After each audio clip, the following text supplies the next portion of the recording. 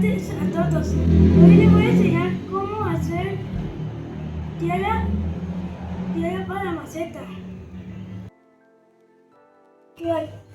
Acá hay una tierra mala.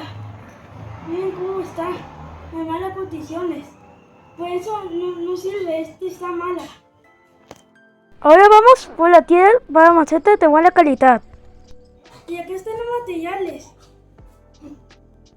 Tierra de hoja, compost, humus, perlita y fibra de coco.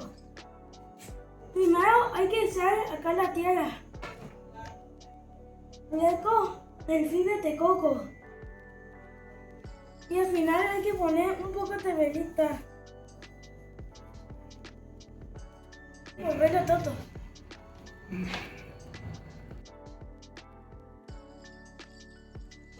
Esta tierra es muy buena, es para la maceta y todo.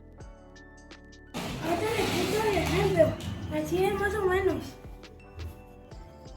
Le tengo una muestra perfecta.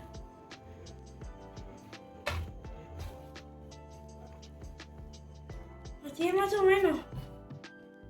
Esta tierra sirve para el drenaje, cortar algo de humedad, evitar la pudrición y todo.